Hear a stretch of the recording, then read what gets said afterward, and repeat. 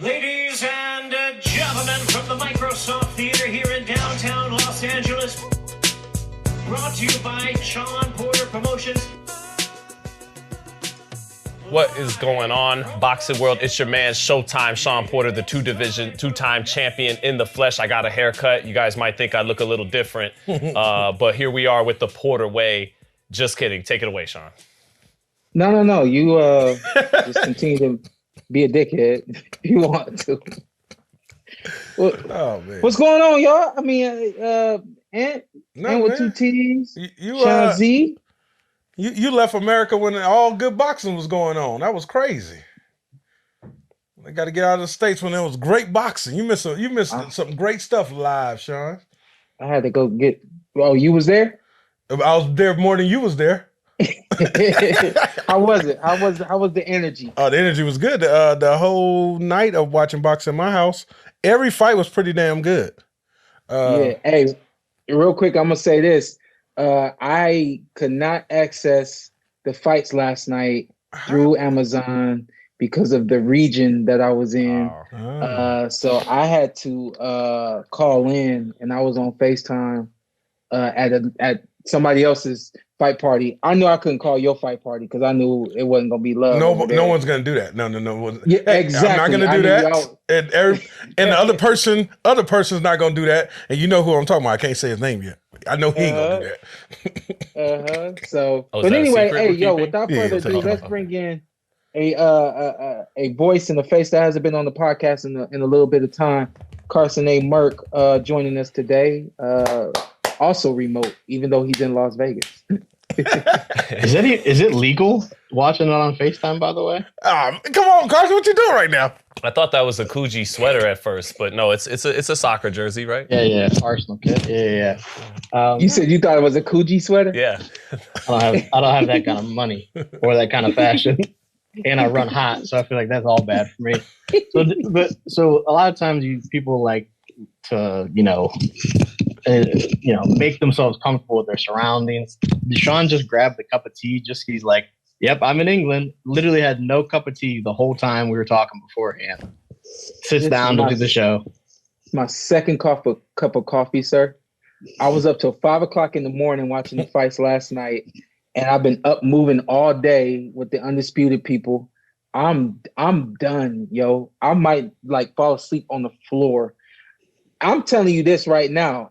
I was gonna come on here and just hit the button and let y'all just do the show yourself. I'm that tired. Okay, so this is my second cup of coffee in 30 minutes. That's crazy. How do they view coffee over there? I feel like it's a tea cup.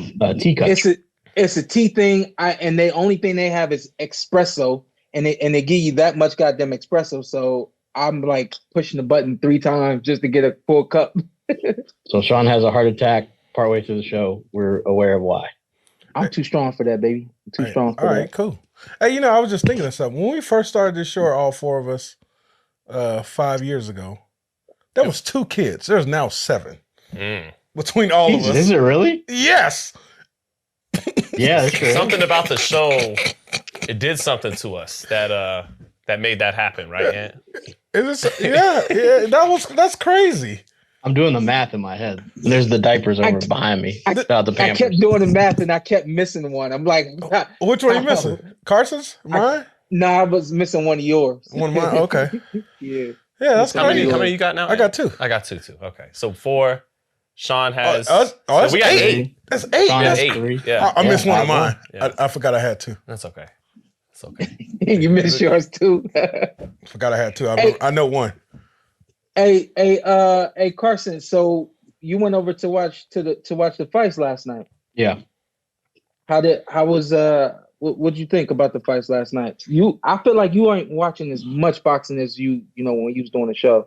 I don't watch any boxing. The only reason I went over there was Fulton Ant was kind enough to come to the house to help me out with something and mentioned a new rib connection. I don't know if you want to shout out the rib connection. Oh, yeah. Hey, shout out to Boss Daddy's out here in Las Vegas. Best ribs we probably had, Carson? That's the best ribs. Yeah. Best ribs. So Ant was kind enough to come help me with something at the house and was like, hey, I got this new rib connect. I was like, seems like a good recipe for me to pop over there for a little bit. We had you went for the food. Egg roll guy came through. egg roll guy came through. Yeah, it was official. It was lovely, Shawn. We just missing you. Is it? Hey, Carson, the egg roll still hitting? Yeah, for Yeah. sure. They're not old yet. No, because now we it's just specifically the dessert ones. So now it's just a peach cobbler with a little caramel sauce to dip it into. But it was good. It was a good time. You take any to go? No, I never really take anything to go. I eat enough while I'm there. Yeah, no. Everybody else does. Immaculate comes late, steals plates, eats, steal plates, and then dip. Yeah. You guys are making me hungry. But You're welcome. Yeah. All right.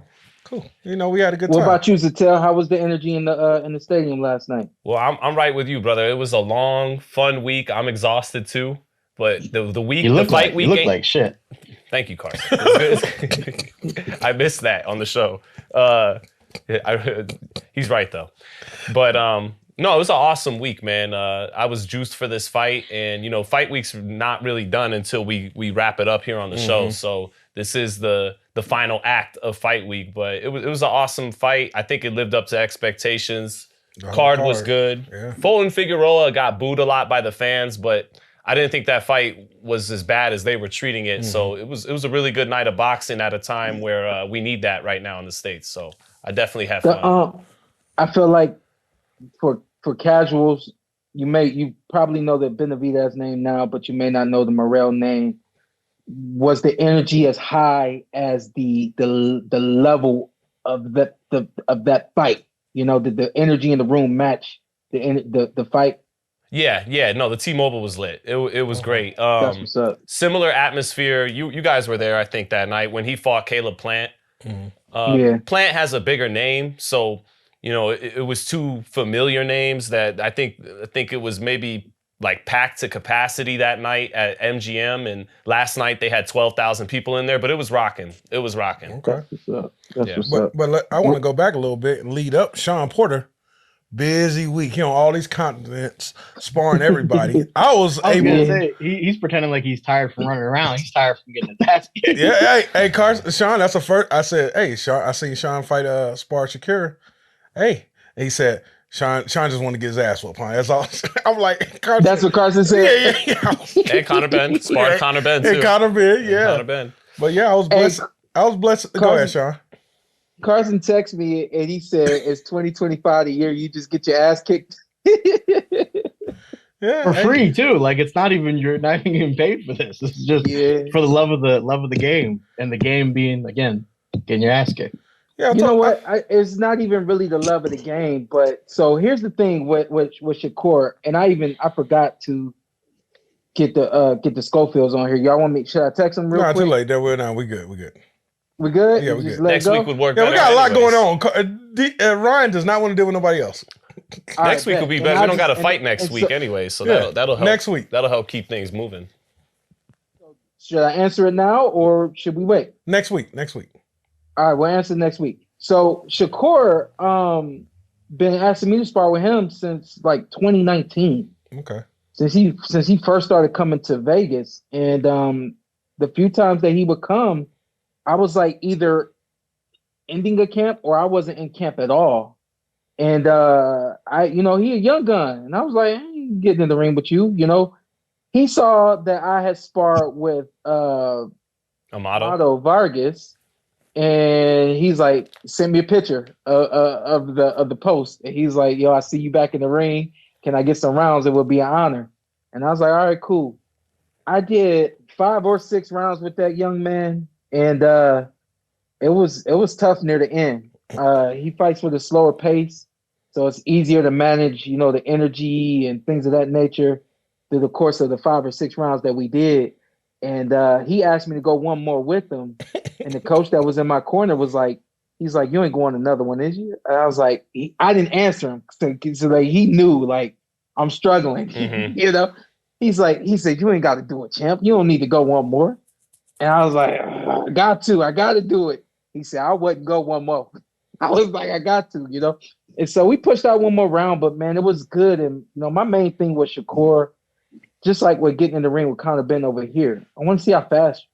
I want to see your eyes. I want to see how much you're actually thinking and calculating. I want to see your rhythm. It's one thing to see it on TV or to see it in the gym.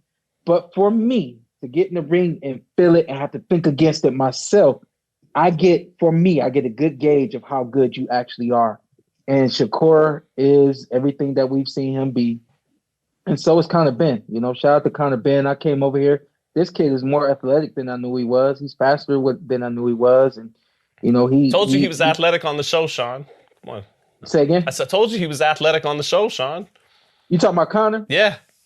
Yeah. That's his thing. There it is. I did not.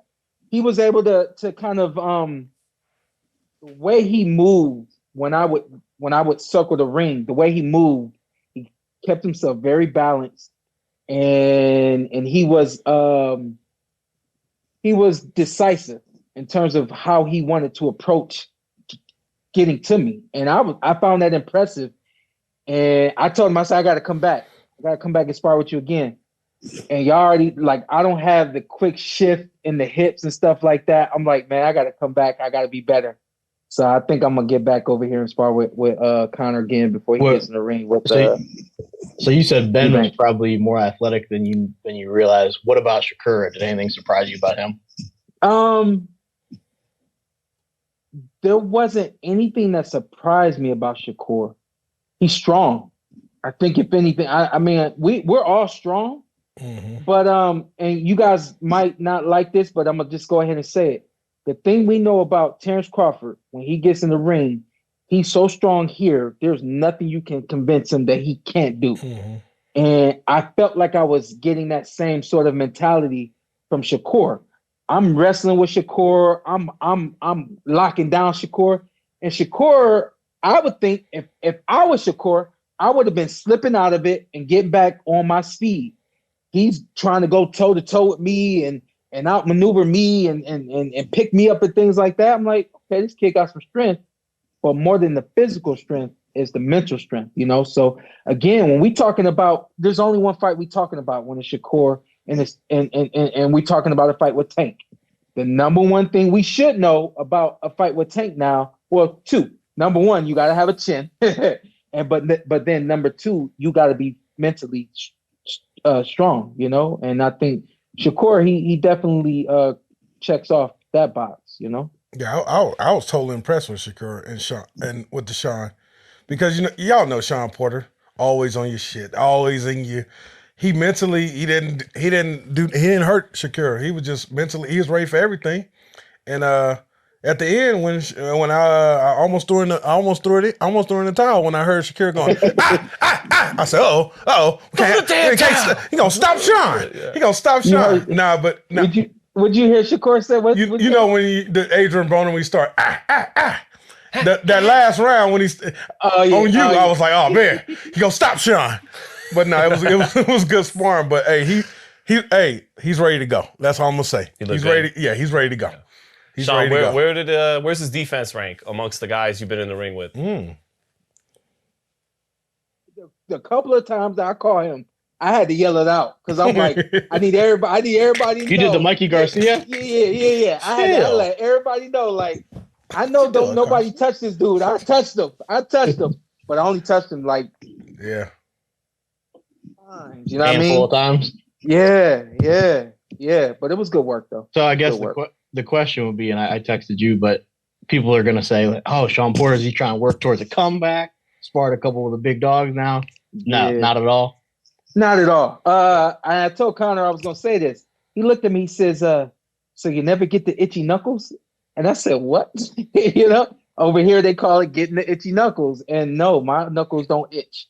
I'm still in the position where I can get in the ring and at least move around. I can manage myself, and that's all it is. We did start doing this for the podcast. So this is a part of what we're doing with the podcast. So, I talked to DDA, and we're going to do gym pop-ups. From now on, when we do our fight weeks, we're going to find a gym to go to. We're going to do a pop-up at the gym, and I'll go spar with. Like Shannon Briggs? Yeah, I guess, yeah. Yeah, you don't know. Maybe not as intense. Maybe not as intense, but we're gonna pop up at these gyms and we're just gonna have fun with the kids or whoever's in the gym, and just give people an experience they haven't had. Would you spar? Would you spar boots? Yeah, I'll spar boots. Okay. Your That's voice a just two went up. round- Your voice just went up a little higher when you said that. But Hell yeah, I'll spar boots. hell yeah, Set it spar up. boot. Well, you gonna come out for that? If it's here, if it's within a 5-10 minute drive, maybe. No, I spar boots. I truly do think that there's guys that I don't need to know. I know what he got, but I definitely would get in the ring with him. Yeah. I feel like he would probably want to get in the ring with me too. So You want to kick the shit out of you, I think. exactly. Exactly. Okay, so Outside of that, listen, I want to tell everybody, Undisputed. okay. We did an interview, or I did an interview with Ash, one of the creators of the Undisputed game. That's up on their platform. It's also going up on the WBGC platform as well. And we have gotten an okay to start interviewing with Ash, keeping everybody up to date on everything that's going on with the game. Last thing I'll say about it is the silence that's come from the Undisputed game. It was not Ash's decision to have that silence. That silence was coming from the marketing team and other personnel that's a part of or was a part of CSI. That was SCI, something that he really didn't want. He didn't want to be as silent as he was. And the funny thing was, when I came over here, he looked at me the night before we did the interview. He says, "We're going to sit down and we're going to talk." And he looks at me, he says, "And you're going to do the interview." And I said, "Well, funny you say that, because I've got questions for you already put together, you know?" So everything is on one accord between myself and Undisputed. So the expectation that I have is that you guys will be able to keep up with everything that's going on, all of the updates, all of the fighters that will be coming into the game, any and everything that's going to be happening with the Undisputed video game. You should be able to track that one-on-one with the WBGC platform. Hey, man. All that being said, Hey, go ahead. No, I was just saying. I was just looking. I look at the calendar because I realized we started forgetting stuff. So I'm looking at the calendar. Month of February is amazing. Obviously, Benavidez started off with Morrell. We got Clarissa tonight. Keyshawn.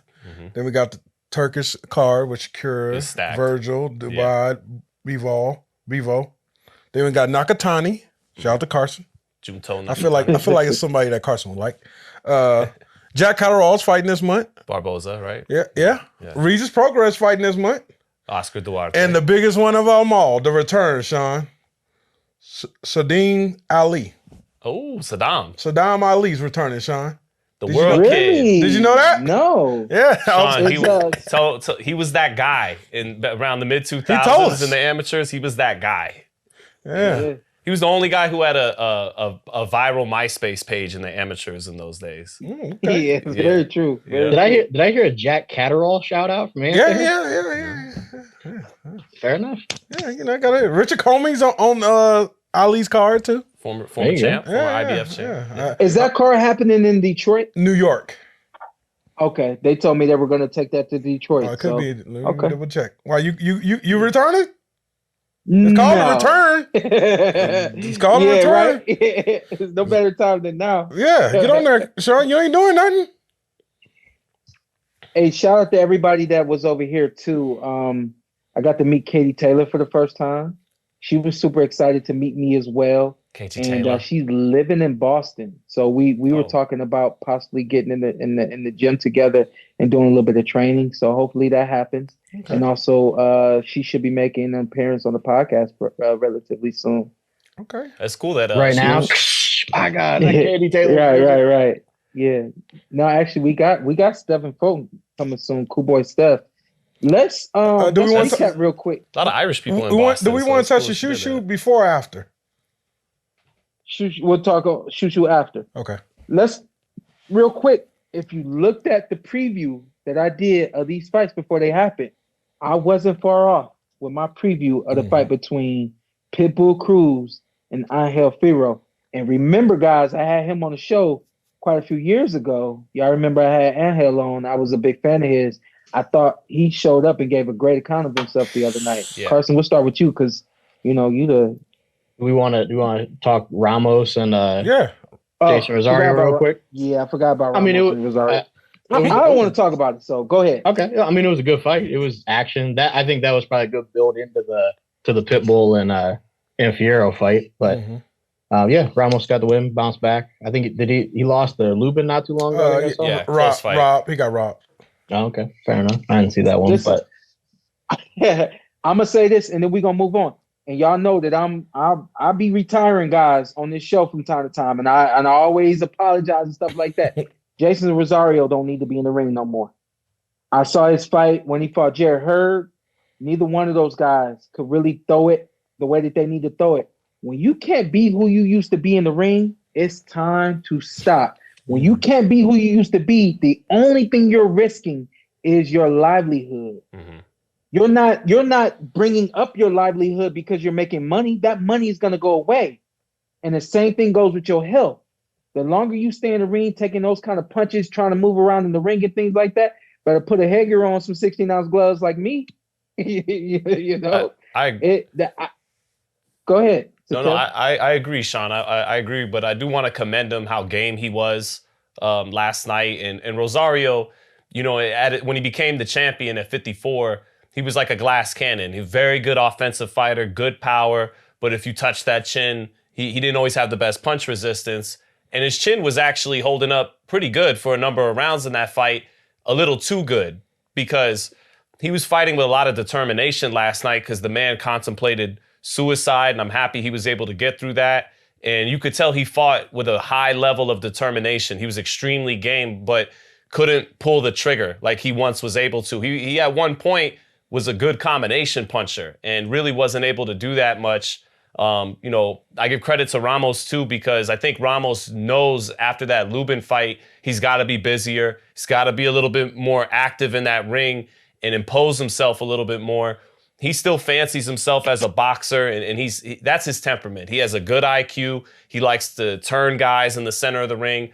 I still feel like for Ramos, kind of like Canelo in that first Golovkin fight where Canelo had to learn, you know, I'm strong. I'm a strong Mexican fighter. I don't need to fight on the back foot so much. I can impose myself on these guys. I got power and physical strength and skills.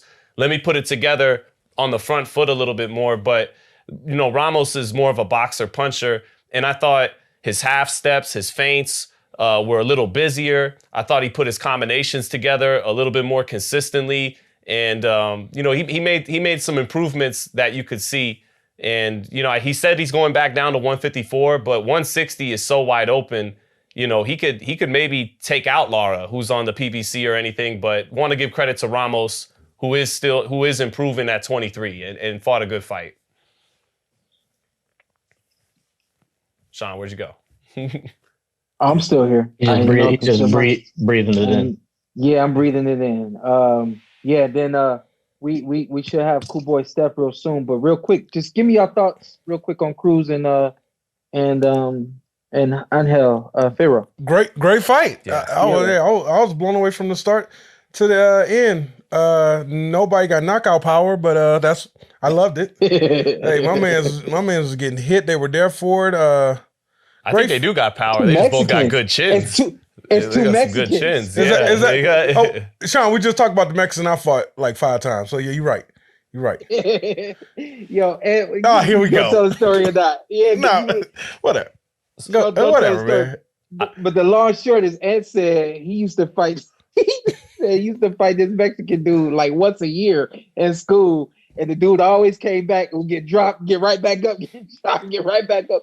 I said, man, how long did street fight last in school? Like street fights don't last that long in school. He said maybe a minute. I was like, oh, that's a long street fight. He said he got up every time. Yeah, hey, Mexicans, you know what it is. Yeah, Mexicans are tough, man. Just but that gave us a great night of boxing.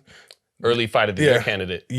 Fight of the year, because they was throwing them things, man. Shout out to Cruz, man. He always get on there. He performs.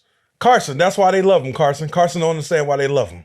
That's why they love him, Carson. I was surprised at how much they love him. Not as a discredit to him. I was just surprised. We were saying yesterday that we were at the weigh-in, I think, for Bud and Errol, and like the crowd went crazy for him. I was like, really? For Eastside Cruz? But that, I think yesterday that was like the perfect fight for casual fans. So like anyone who bought that pay-per-view, I saw people that I don't like I'm not friends with for boxing purposes at all on Twitter, and they were like, dude, these guys just punched the shit out of each other for the entire fight.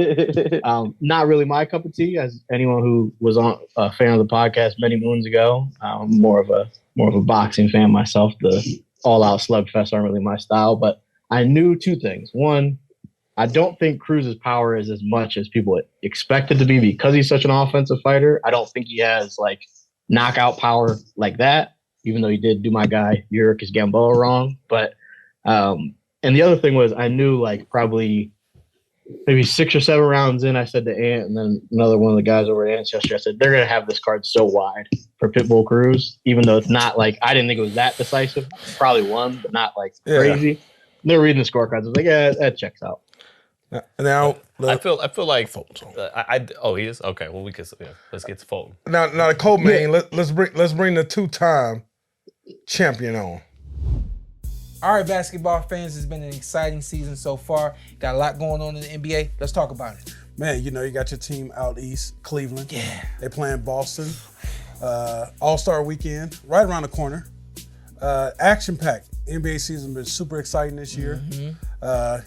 You got to get the bets in. If you don't get the bets in, you know what to do.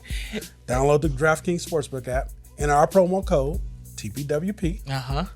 When you bet $5, you get $200 in bonus bets instantly, okay? That's for the new customers. Mm-hmm. New customers that are watching the NBA, watching the basketball, watching everything turn and go the way it's going. When you want to bet, go to DraftKings Sportsbook app. Enter our promo code TPWP. You bet $5, you get $200 in bonus bets instantly. Stay in on the action and use your $200 in bonus bets with DraftKings Same Game Parlay for a shot in an even bigger payout. You can even combine multiple bets together from the same game. And for those who love the thrill of live betting, DraftKings has got you covered. You can bet live on in-progress games right as they happen. And you already know that makes watching the game that much more exciting. And if sports betting is not yet available in your state, don't trip. DraftKings has still got you covered with the DraftKings Daily Fantasy. So you still got a shot at winning cash prizes. And we want to thank DraftKings for sponsoring this episode.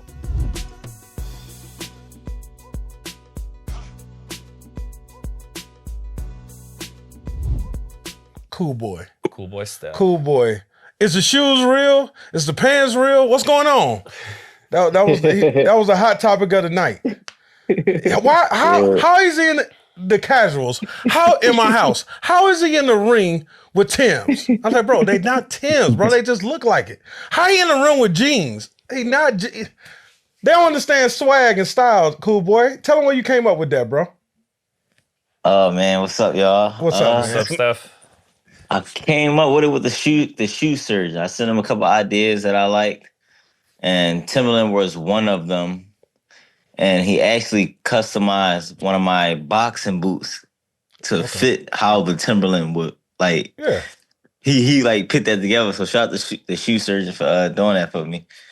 Because I don't know if you guys remember, but I did a Margiela boot September 14th on the Canelo Berlanga card. Okay.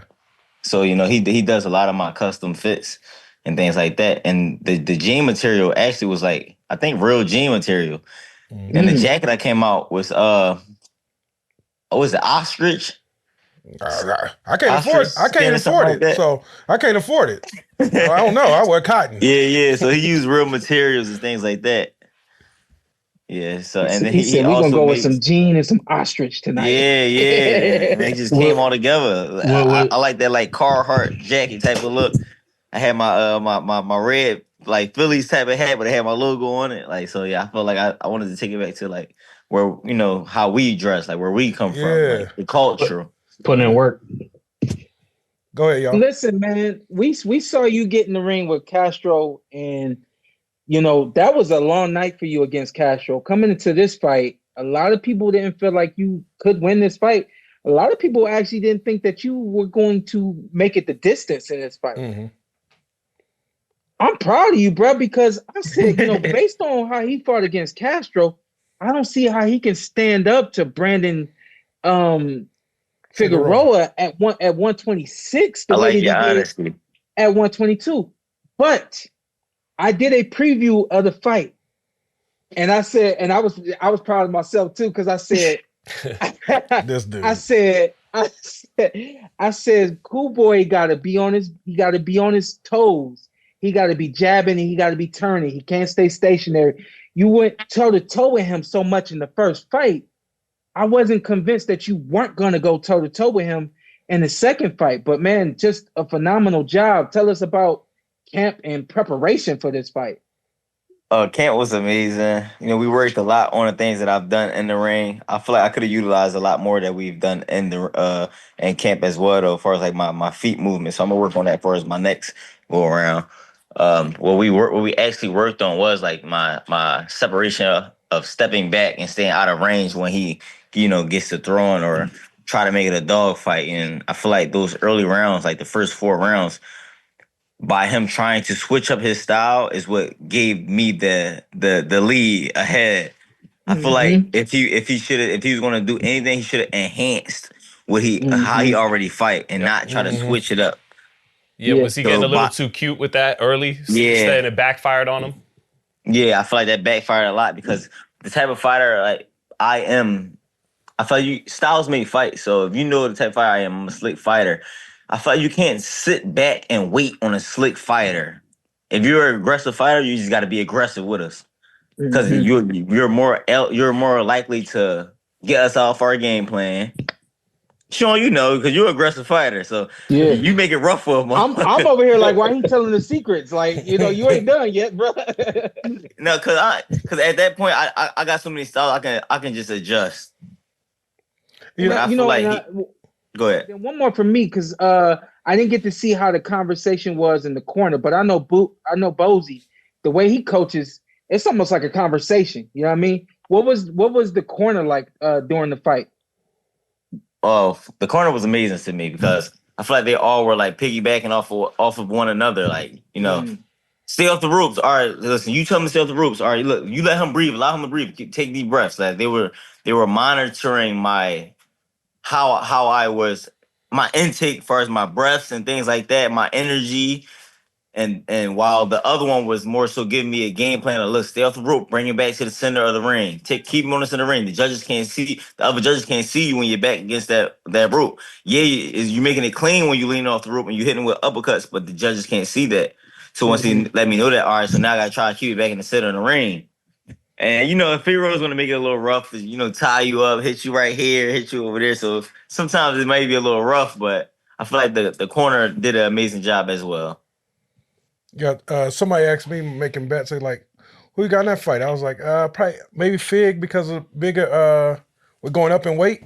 But I said I walked in to watch Shawn spar Shakur. I don't know how long he was running, but Fulton was running about 15 minutes when I was in there. He got off the thing, not breathing hard at all. So I don't know. Yeah, that was crazy, right?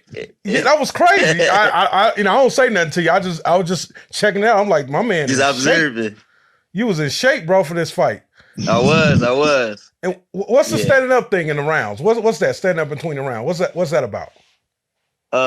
Me personally, I can't speak for everyone else, but I feel like you get more tired when you sit down and got to keep getting back up. It's more pressure and more work from you got to keep getting up. You ever been dead tired from sparring or like training or fighting, and you sit down, you don't want to get up, but then when you got to get back up, it's like, I feel like that's what it is, So we don't sit down in the gym when we're sparring. So I feel like when you create those habits. Had I created a habit of sitting down in the gym at the sparring, then maybe that would have been a little bit more easier for me to do in a fight. Mm-hmm. But I feel like I don't want to do something that I'm not used to doing. My dad used to do. My dad, the closer we would get to fight night, my dad would turn the clock from being a 30-second rest to a minute rest. And we were training. One day I came back to the corner and he had the stool in the corner. And I was like, what are we doing? He said, sit down. You know what I mean? It was a camp. I was having like a rough time in camp.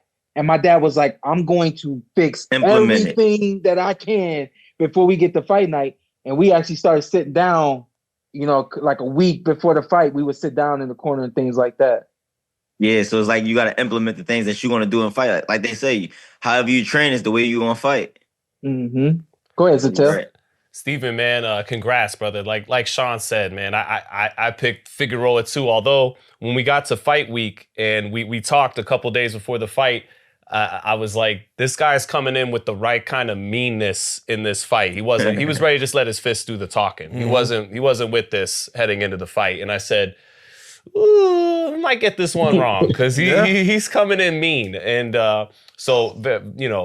huge credit to you, Steph. And we had a funny moment after the fight last night. He's walking 30 minutes after he's won the title. He's got his WBC title. And I go, Steven. And he looks at me and I just go, yeah, that's what I told you. And so hats off to him, man. But Steven, man, it's good to see you so happy and smiling, what did this win do for you in that regard, man, internally? I know it hasn't been the easiest last year and a half or so. So how good does this just feel, for you? It feels amazing. I can't lie. It feels amazing. I'm just taking it all in right now. I feel like I'm just truly blessed at the moment. I'm just taking it day by day, enjoying my victory. I wasn't overlooking anyone or my opponent. And I feel like all of that played a major role and key to my victory. Just not overlooking, not worry about what's next, but just focusing on what's in front of us or what's in front of me. Because I feel like us as people, we always worry about what's next. As soon as you get a new car, you're like, yeah, but I like that car. But we just pray for that car we just pray for the car that we're in, but we're not, appreciating that as much. So I feel like that's what I'm just doing, appreciating where I am in life, how far I've came, and just really embracing those moments now. And that played a huge factor in my spirit, my energy, how I trained. I just embraced everything. Like I was on the road going to DLX boxing gym to train for this fight again, like last week, and I just was sitting there in the car, like, damn, I'm really about to fight out Vegas again, man. And I'm just it's dark. Got the nice little tunes playing. I'm like, if I about to fight out Vegas again. Like as a kid, I always wanted to do this. I'm like, now I'm at another big arena, fight for another world title, and it just made me just realize like we have to embrace these moments and live in these moments and stop overlooking and worry about what's next. What's next? Like everyone always asks you that after you win. What's next? Well, what's next for you? What's next? And what's next for me is to just focus on this victory and enjoy it for the moment. Just enjoy it. Yeah. And then maybe next month, then we'll focus on what's next. But just live in the moment. Was it extra sweet for you? Obviously, you win the first fight, but from Figueroa and then from fans, it was like, yeah, but did he actually win? I think Figueroa, he pressed him all night. Was it nice now to be like, all right, you talked all that after the fight.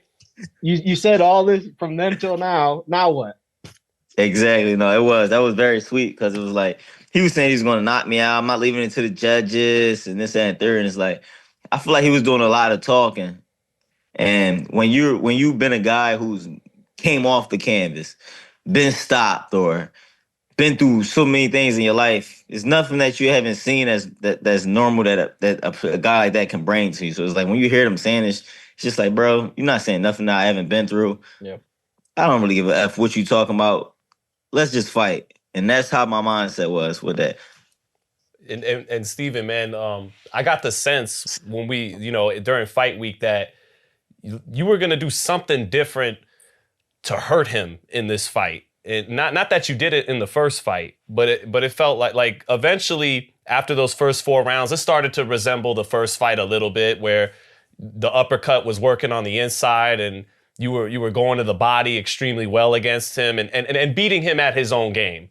But in those first 4 rounds, again, like Shawn said, I didn't think you'd be able, looking at the Castro fight, you'd be able to stay out of a war from the jump. Mm-hmm. But he was a little cute early, right? And that kind of worked to your benefit. But I felt like that right hand that you were hitting him with in the first 4 rounds, you were sitting down on it hard as ever, if not harder than ever, and that got his respect. Was that one of the adjustments heading into this fight, that, sitting down on that right hand and getting his respect, in a way that even more than in the first fight? So, yeah. That wasn't just one of the adjustments. One of the main keys of the adjustment was keep my distance and don't go too hard early in the early rounds. When you get in there for a fight, both guys are amped early rounds. So, we're using unnecessary energy instead of relaxing. And that's what my corner wanted me to do. Just relax and just like take your time, set up those shots.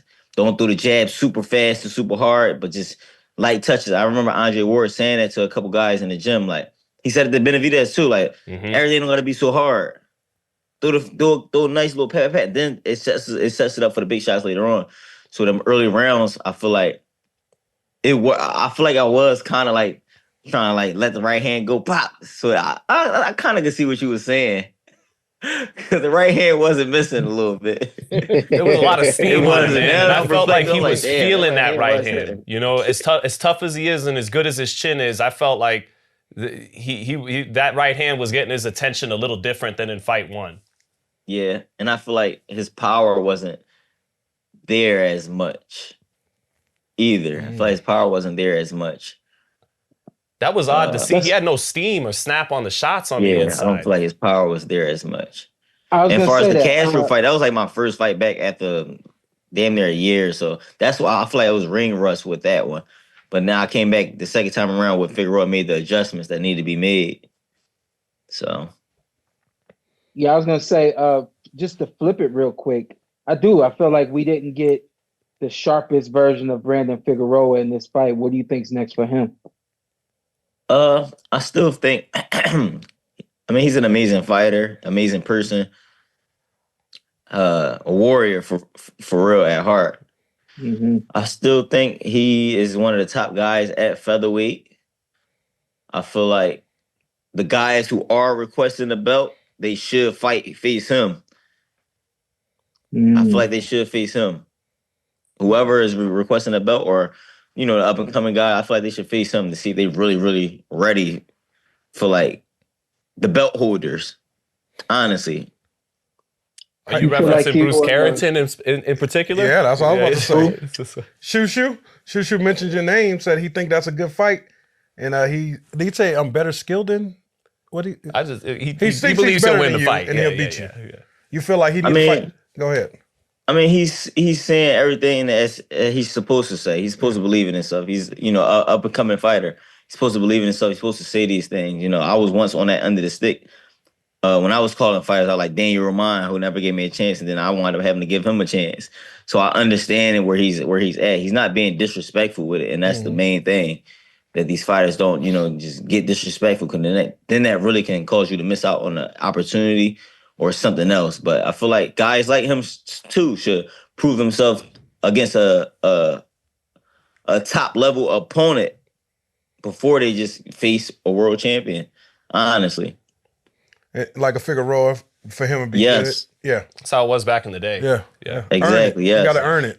Because with all due respect, I'm not sure who all he's fought, and I'm not sure if he's ever faced a former world champion or like a top contender. Suleiman Sagawa, he upset I'm not sure. Ruben Villa. Ruben Villa, I think he may have been like number one for the WBC, Ruben Villa, and Suleiman Sagawa upset him and then gave Bruce a tough fight, but that might be his best win, but. Well, like I was saying, like those type of guys, Brandon should be like, he should be one of those guys that are mentioned for the guys that want to come up to become world champion as well. Hey, before you get out of here, let's get your thoughts on the main event. Were you able to catch the main event? I have one more for him. I was going to ask if the Eagles are going to get it done next week. Yeah. Come on, man. Go Birds. Dumbass Bird. You're going 15 on 11, Steph. Dumbass Birds. The Chiefs got the refs. I went to the Browns game this year, bro. When they played the Browns in Philly. This motherfucker said the Browns. Bruh, I'm walking in. Look. I'm walking in. This guy looks at me and my wife and says, "God hates the Browns." Like, damn. I'm not even in the. We got some crucial fans. Bro. I didn't know, and I had heard all about it on the way walking in. Yeah, we got some crucial fans, bro. I was walking, and somebody that actually knew me, like, came up behind me. He's like, "Yo, man, I just want to say what's up to you. All respect." I was like, "All right, cool, boom." He's like, "Yo, I just had to get somebody off of you." I was like, "What you talking about?" He said, I told him because he said the guy was gonna pull my coat or something like that. He said, "I had to tell him that's Shawn Porter. You don't want to do that." And the guy said, "Who is Shawn Porter?" He said, "Trust me, you don't want to do that." But y'all vicious out there. Yeah, it's definitely crazy, man. A lot of you not the fans are wild out here. They I mess like around to and see jump hers you. get it done. I like to see hers get it done. I would. Me too. Yeah.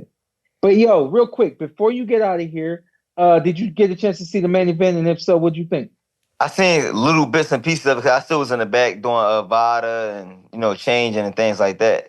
Yeah. But that was a hell of a fight for both guys, and it was a tough fight for both of them. I don't know what happened at like the 11th round. Was they trying to stop it? Oh man, nah, they ain't trying to stop it, man. It got kind of messy. It got kind of messy. I was sitting there like, what? So David, it was a legit knockdown. I'm pretty sure. I know we're gonna talk about it in a bit. Hey, cool boy. Don't listen to Shawn. He was watching another country on FaceTime. Fuck that. They with the feet trip. Yeah. It wasn't a legit knockdown. The feet trip. They called it a knockdown. And then what? Benavidez got hit on the shoulder. Yeah. And the feet tied up. But I get why the point taken away. So then the point taken away like was 10 seconds later. The bell rings and Morrell kind of caught Benavidez after the bell, and Tom just jumped in with a taking points away. I'm like, come on, Tom. Hey, he buzzed him though. He had a buzz from that shot. The heat of the moment like that, you just gotta let certain things rock. Like you just gotta let it go. It's a bang bang play. I felt it was late. I felt it was late. Well, Tom was in the middle. Well, he threw it around Tom. Benavidez was, throwing a vicious combination to take the play away from that knockdown that was ruled. And I think if you watch it again in real time, Benavidez did let go of a shot or two just as the bell's done. And so Morrell comes back with a right hook and lands it hard. And buzzed him. Yeah, and gets a point taken away. But, I mean, Holyfield and Bo, they hit each other with through their 3 fights. There's like 8 different rounds where they hit each other with combinations 4 or 5 seconds after the bell. Nobody ever got a point taken away. But that was old school shit. We ain't doing that. All right, so look, I gotta ask this because I'm saying may the best man win. Crawford and Canelo. I got Crawford. Skill pay the bills, baby. I got Alvarez. Okay. He's got to have his head movement on point, though. He can't be coming in straight lines without, not so much the straight lines, but that head movement wasn't there the way it is with vintage Canelo against Berlanga. He gets that going like he does when he's fighting at his very best. I think he could beat Crawford, but if those reflexes and head movement isn't on point, like we see from Canelo when he's on his best, Crawford can take that. What you think, cool boy? May the best man win, man. I'm rooting for Crawford, but you can't never take nothing away from Canelo. You can't underestimate Canelo, but I always root for Crawford as well. So that's why I'll say may the best man win. Like I'm mutual on this one. I hear you. Well, hey, listen, cool boy. This is the year that every fighter gets busy. So you got 3 more fights this year. All right, get ready. God damn it. I got you. Appreciate your time, big dog. Thanks, y'all. Blessings, Go man. Birds. Congrats. Go Birds. Steven. He's going go Birds. Go Birds. All right, thanks, y'all. All right, appreciate it. Now. Man, I'm happy for that dude. Proved all the doubters wrong. It's funny, we all doubted him the week of. We all like, but sometimes when you get proven wrong, me speaking for myself, good. you get a little salty. Yeah. This wasn't the case. I was very happy for him. Only other time I felt like that was when Crawford beat Spence. Right. A little salty. No, I didn't care. Oh, you didn't care. Like, Okay. cool. Yeah, there you go. I think 2 things about that fight. And for me, we can move on. But I think number 1, Brandon Figueroa came to the ring with the wrong game plan, trying to box. That's crazy. And number 2, Cool Boy punched that boy with some right hands that did something to his psyche. And I think that really set the tempo for how the fight played out, man. I thought it was a really, really good work by Cool Boy. I thought that there still was some moments where he ended up going toe to toe, but hey, listen, it's a fight. And at some point when the fight break out, you got to be ready for that war. But man, big salute to Cool Boy. Can I make a quick point? Oh, go ahead, Carson. Yeah, I was actually going to ask you something, Zytel. I feel like there's probably countless examples you can name on this, but like I mentioned to Steph, after the first fight, which I thought Fulton won. I think we all thought Fulton won. Not that super razor competitive, close. but yeah, I thought he won. It was close-ish. Yeah, But then after that, it literally was, I got robbed. I could beat him when we fought again. How many times does that happen in boxing? And then you just get your ass kicked the second time. Yeah. The only one that came to mind was like have any excuses tonight, Roy, with Tarver and Roy. But other than that, I can't think of any specifically, but I'm sure you have some. I think Cool Boy, I think Steven nailed it heading into the fight. He said this is going to be Mayweather Maidana 2, to their first fight being Mayweather Maidana 1. And yeah, I think there's some similarities there. Floyd definitely did win that first fight, but it was such a competitive fight, and Floyd had to fight a lot of that fight fighting Maidana's fight, like Fulton. Like, he wasn't able to box Figueroa's ears off. He had to go to war and pull it out in the trenches with that Philly grit. He had to do that too in the back half, the second half of this fight, but kind of similar to Mayweather Maidana 2, he was able to slow down the aggression, walk him into right hands, and dominate this time, as opposed to a back and forth fight in the first fight. So that's the one that really comes to mind the most is Mayweather and Maidana. Makes sense. Performance. Yeah. We're about to get to the main event, right for the main event at my house. Oh, real quick, can I say something about Cruz real quick? Oh yeah, we skipped over. Yeah, Carson will probably appreciate this the most because I know he watched wrestling back in the day. But I think Cruz I love him situated on these pay-per-view undercards. You need someone who's gonna get the crowd hot, who's a real world-class fighter, who's gonna set the tone for the night and give people a reason to show up early and watch the pay-per-view early. And so I don't mean this as a knock. Like, he's a pay-per-view fighter. I just don't think he's a headliner as a pay-per-view. Not even a co. I like him right where he was. He could even be a co. Like, if it's a rematch with Rayo Valenzuela or a fight with, I mean, he could headline if it's him and Ryan. I'm not saying he can't, but I just love him in this role as he's gonna set the night off with a bang. And Carson probably remembers guys like Rey Mysterio and my favorite wrestler of all time. Right. Right. Them guys would set the tone for the pay-per-view. You start off WCW pay-per-view and Rey Mysterio's going crazy in the ring, and it just gets the crowd hot for the night. Somebody with a 619. Yeah. Do you think, Zytel, you mentioned earlier the crowd got a little antsy during the Figueroa and Fulton fight. Do you think it was because it was coming off the Cruz fight? I think it was that. I think in those nosebleed seats and high above, you can't appreciate the phone booth stuff along the ropes. They need a little separation with the punches flying for those flashy shots to get their attention. I think on TV it's easier to appreciate. It's a little harder sometimes, those phone booth fights when you're there live, and that's why people watching the pay-per-view were like, "This is a good fight. Why are they booing so much?" I think it was that, but I also think they were pissed because it was a large Mexican crowd. Yeah. They showed up to see Figueroa show out, and Fulton was taking the air out of the room by being so in control of the fight. Yeah. So it also was Black History Month. So that's right. Yeah, it was first day. So good tone setter. He set the tone for the Eagles and for Black History Month. Good for Stephen Fulton. Carson, you keep getting these dramatic. I love it. I love it. I love it. These dramatic zoom ins and stuff like that. I feel like I need to say something profound, like the Cavs are going to win the NBA championship this season. Carson, we appreciate you coming on. You're our guy. What you looking forward to in boxing this year? I know you ain't looking forward to a lot, but anything you want in boxing? No, not really that I can think of. I said yesterday Rigondeaux coming back and fighting again. This guy. The Knicks will beat the Cavs in the playoffs, by the way, Carson. Yeah, I know. I heard Inouye's fighting in Las Vegas coming up. That's exciting. You going? No, but that's exciting. He'll be in town. We get you tickets, you'll go? No. Remember, once upon a time, didn't you say you wanted to shake his hand or something? No, you know exactly. Who Chocolatito? I want to give Chocolatito a hug is what I wanted to do. Yeah, he said he wanted to give him a hug. Yeah.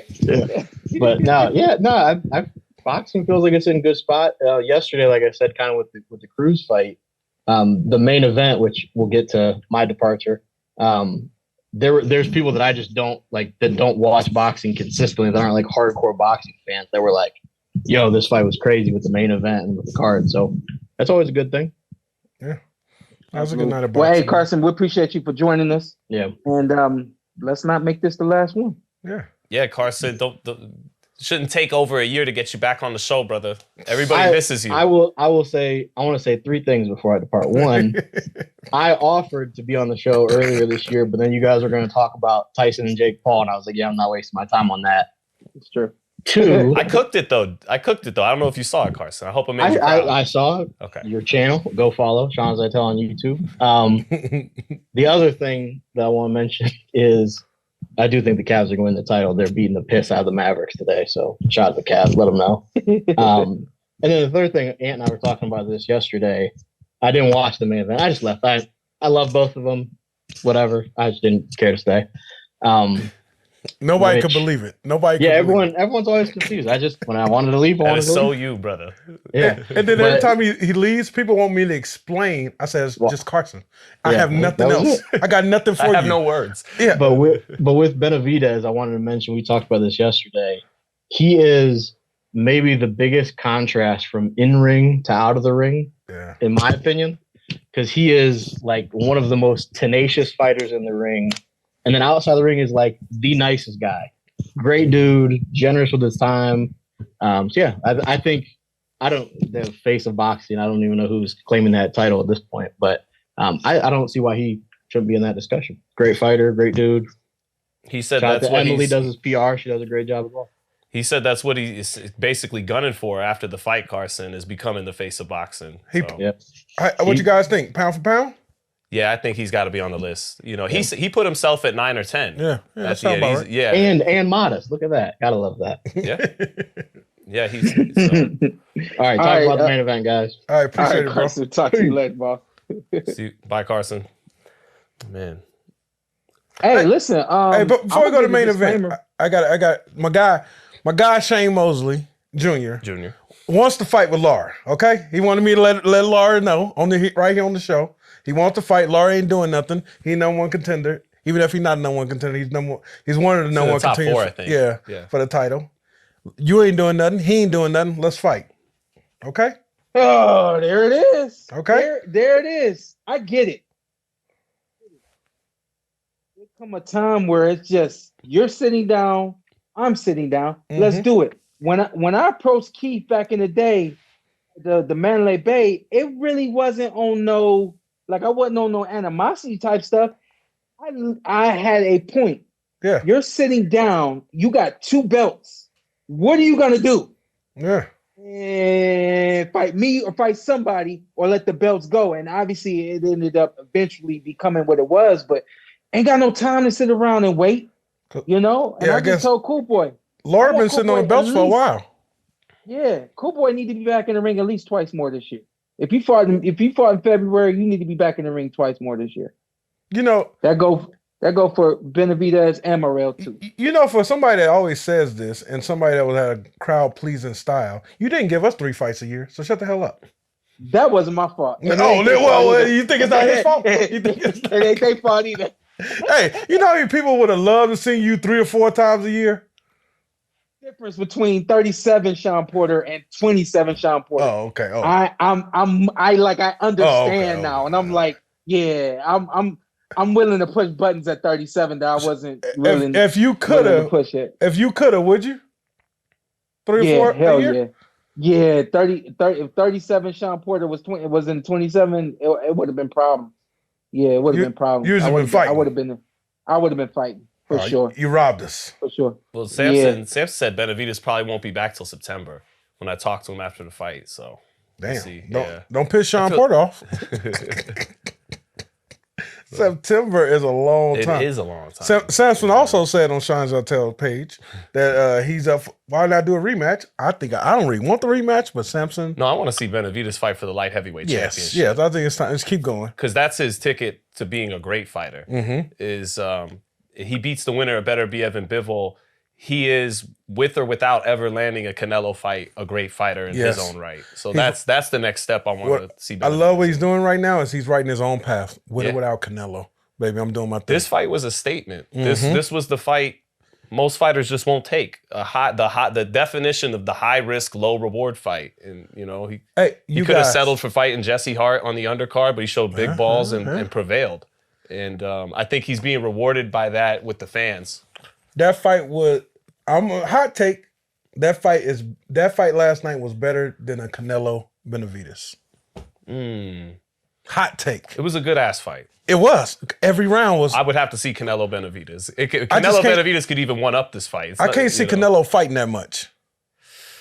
Canelo's not going to move as much as Morrell. Yeah. They're going to stay in the pocket and throw heat. And Canelo's going to feel like I can knock you out, and Benavidez is going to feel like I can knock you out. And so did Morrell and Benavidez. They both felt like they could knock each other out too, but Canelo's going to trust, he's going to stay in the kitchen because he trusts his head movement and his power and his accuracy and his ability to sharpshoot in between punches. And Benavidez is just as confident in those same areas. A little, so if can I confident. Yeah, go ahead. Keep cooking. Keep cooking, baby. So Benavidez did so many beautiful things in this fight, but I do want to touch on some of the things that, because he's so talented at 28, I think he could still get better. Yes. And you know, I'm talking about how Canelo would trust his punch selection, punching in between punches. Benavidez does too, because he's got speed and timing and vision, and he could throw every punch in the book. So whatever opening presents itself, he can take it with whatever shot is there to be had. But that being said, down the stretch of this fight, he became a little defensively less responsible, and he trusted his reflexes on the inside a little bit much. And even guys like Floyd Mayweather, who have the best reflexes anyone's ever seen, when they're inside, the hands come back home. And I understand that dropping those hands and trusting those reflexes allows you to be a little bit more dynamic and creative with the punch selection. So, but it comes at a cost. The hands aren't coming back home. And even though the knockdown, once I saw the replay that, okay, he got hit on the shoulder and was off balance, I knew Benavidez was playing with fire down the stretch. He was kind of asking to be countered in between his shots, but Morrell was the bigger puncher all night. He was the bigger puncher. But Benavidez has underrated reflexes, and he trusts them. And you know, it worked for him. The things he did to the body and with the uppercut were beautiful. He's one of the best and most potent offensive fighters in the game. But Stephen Fulton mentioned Andre Ward earlier. Andre told him on that Art of War interview, amazing interview, maybe the best one Andre's done yet, and he's done some great interviews on that platform. He told him, you're a really good fighter with all of this, you know, throwing with both hands. You could be an all-time great with this, with the jab. Yeah. And Benavidez was landing his jab at will in round one and then just got away from it. Because he's like a guy with so many tools offensively. Sometimes you disregard one of them because you want to fall in love with the other tools, with the body shots and with the uppercuts and all kinds of things. But if he, you know, so trusting his reflexes a little bit too much on the inside, getting away from the jab like Andre Ward talked about with him, and then conditioning-wise, he's in great condition. He has a high output, but I feel like if he could get to that Margarito conditioning or the conditioning he had in the Ronald Gavril rematch, where he could just throw nearly 80 punches around all 12, those three things I'm mentioning gonna make him take him from top 10 pound for pound to maybe number one day. And you know, but all that said, let me say this about that. Yeah. Let me say this about that, Zatel. Moving up in weight, possibly putting on more muscle, that will really limit his what's the word? It's gonna limit his stamina. I want to use a better term. Basically, the oxygen that his muscles would need to continue to produce that kind of work rate is even more. So it's like essentially he's gonna have to do even more of what he's done, gaining weight, going up another weight class in order to have that kind of output. So we're really not looking at him being an 80 punch kind of fighter anymore. We could see him still being a 50 to 60 punch man though. Gotcha. Yeah, and he even switched southpaw on the inside a few times beautifully. And I saw that, and I wanted to see what was going to happen coming out of that, if he was going to stay in that southpaw stance, and he didn't. I got no problem with that, but I did notice that he even changed, like did some things a little different in that respect as well. But I say all that to say, and I'll shut up for a minute. You good? Go ahead, cut. He is, you know, a lot of the fighters growing up in America are the kind of Floyd Mayweather disciples, right? The great Floyd Mayweather. You know, when you think about Haney and Tank and Shakur, Benavidez, he cut his teeth at the wild card. I mean, he may have even crossed paths with you, Shawn, back in the early 2010s, back when his brother would spar you, right? And so it's kind of, he to me is a little bit more of a Manny Pacquiao disciple. And what I mean is, okay, his aggressiveness, when you watch him on tape, if you're another fighter, I could take advantage of this little flaw here, that little flaw, but ultimately, that combination of speed, power, work rate, and balls to go along with mastering their unique style, good luck. Good luck thinking you could take advantage of a few of those flaws and beat them. Good luck. So, how do y'all feel about with light heavyweight? Is he a champion or is he interim? He's a unified interim champ. He's WBC, WBA interim champion. But how are you unified interim? Shawn, he relax. just did it. Relax. My bad. Hey, William Zepeda's the undisputed mandatory at lightweight. It's Shawn. He's the undisputed mandatory. I literally only said that because I looked at the champions. I'm like, how? All right, let me ask Zytel. Only Zytel would know the answers to this. Yeah, it's a lot going on. I can't. I would love to see him fight the winner of Better BF Bivol. Maybe he's still got to tighten a few things up. I mean, Morrell is a great win. I think this is a hell of a win. I think he beats the winner of Better BF Bivol, but he might have to tighten some things up to accomplish that. I think he'll do it. One more fight, Anthony Yard. That's a good fight. And then we get that in September. Then we go Bivol, Better BF winner. Well, Turkey has said he'll say Bivol wins, and now they're set up for a trilogy. Turkey has said he'll pause the trilogy to let Benavidez get a shot at the title. Okay. So that fight might be the number one fight I want to see in 2025. David Benavidez fighting for the light heavyweight championship. Hey, yo, so here's my disclaimer. I already did a post showing y'all that I watched the fight on FaceTime last night. Oh, did you see his scores? You see they're so upset with you, Shawn. After 9, it was 5-4 Morrell. Let my brother live. No, we cooking him. Right. He cook us. What you have it after 9? 9-0. Let me ask you this: were rounds close enough that you could possibly give them to Morrell? I thought 2 of the first 3 rounds were swing rounds. You know what I mean? It could have went either way. You could have had Morrell up 2-1 after 3. Yeah, it could have been. It could 2-2 at the most. 2-2 at the most. I felt after 4. I will say this: along with my tweets, though, they come with explanation. You know, like I'm not just saying, "Yo, it's 3-2 Morrell." Like I'm coming with explanation. Like, yo, that was a close round. I think Morrell did this a little bit more, that a little bit more. I think Benavidez this or Benavidez that. But listen, this is how much of the fight I was able to see. You know? They really got to cut you some slack then, Shawn. I don't think Twitter understood you're watching this on a FaceTime on your cell phone.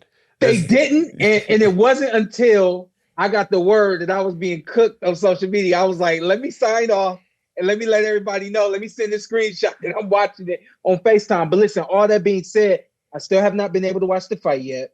I will watch it in its totality when I get home, and I'll try to give a little bit more to it this coming week when we do the podcast episode. But this is what I will say about the fight. A little bit like Brandon Figueroa, I felt like David Morrell didn't utilize some of his gifts and some of the things that he can do to the best of his ability. And the same thing with both them guys. We already know that Brandon Figueroa doesn't really use a southpaw style to the advantage of trying to set up the angles and things like that. David Morrell has the ability to do that. And I thought that he was going to box more, set up the left hand more. I thought he was going to pivot and step around more, be quicker and things like that. He didn't do those things. And I thought that he really limited himself a lot through the night by trying to just stay here and cover up against Benavidez. He broke himself down, or, he allowed himself to be broken down, and David Benavidez did the rest. That's the most that I could say about this fight today. But, man, I thought it was a banger. I thought it was exciting round after round. Interesting thing, too, the round where they had the exchange and David Morrell got the better of the exchange. They caught each other. And David Morrell, I thought, got the better of that exchange, and he tried to capitalize on it as well. So I really didn't see them getting hurt a lot in the fight, but I thought that the 1 or 2 times that I think they hurt each other maybe once, and I thought that Morrell landed the more significant blow that hurt Benavidez more than he landed something that hurt David Morrell. Shawn, I wasn't understanding about David Morrell. He was keep resetting himself in that fight. It was times when like, what are you moving for, bro? Just stay there and fight.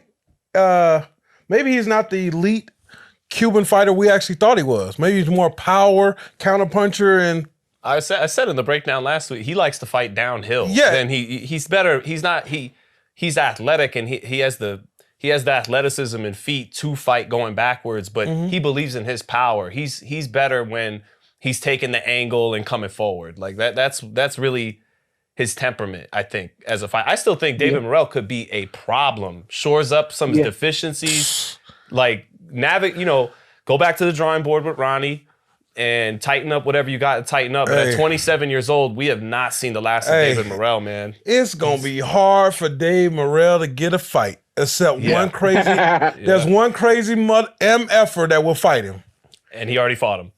No, I got another one. Who? Munguia. Oh, that's the only other crazy. Super middleweight. He just got knocked out by the guy with 5 knockouts. That don't matter. That was a flash knock. That was a flash knockdown. What are you knocked trying to out do? that didn't get back up? That he did. He's still sleeping. I'm just saying. Who? I mean, maybe Anthony Yard. That's a tough out. I don't even know, like. If I'm Canelo, I don't even know if I'm Canelo that fight him.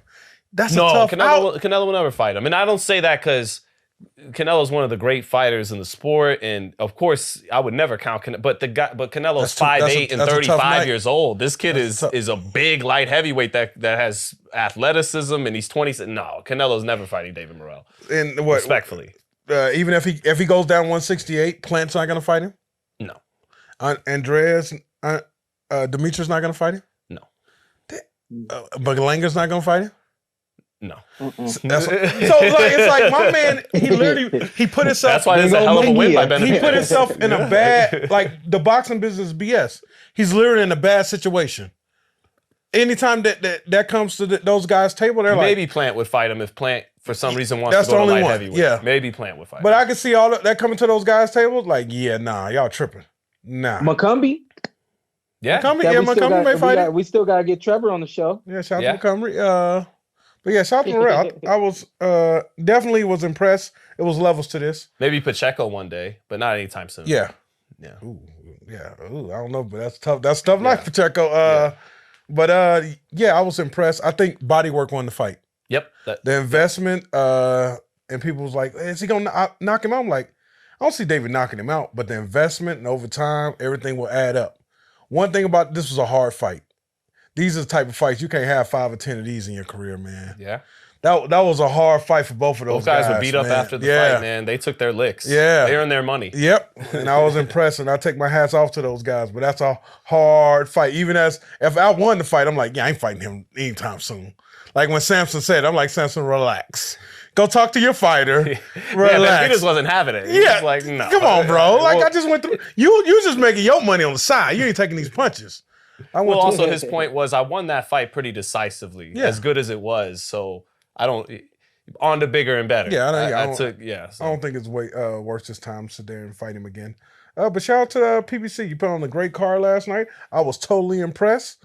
Will the tank card live up to it? Right now, I'm not gonna buy it. But y'all better get the going. Okay? I'm just being honest. Good undercard.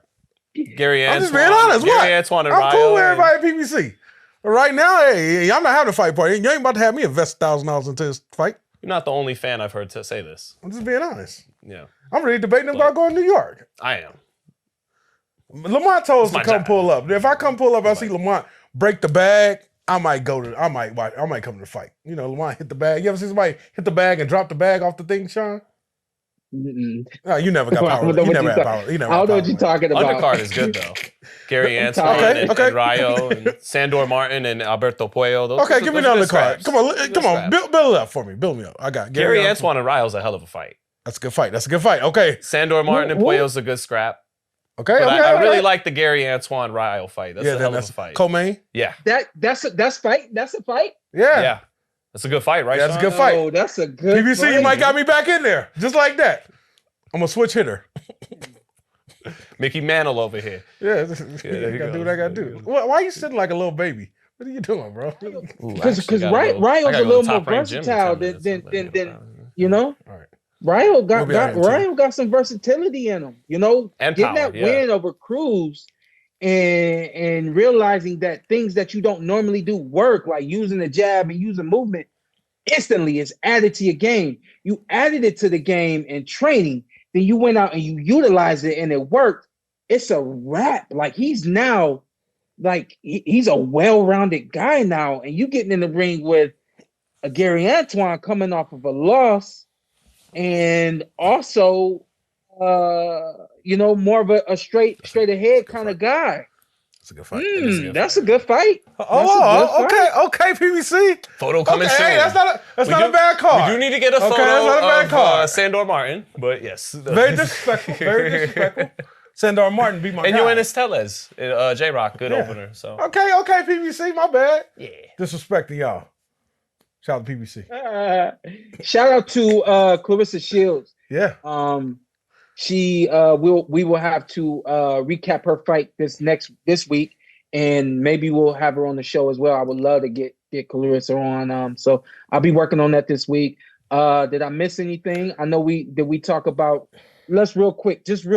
Bruce calling out Cool Boy. We already got Cool Boy's answer, and we also know that it's a top rank PBC situation. But should that fight be made, who do you like?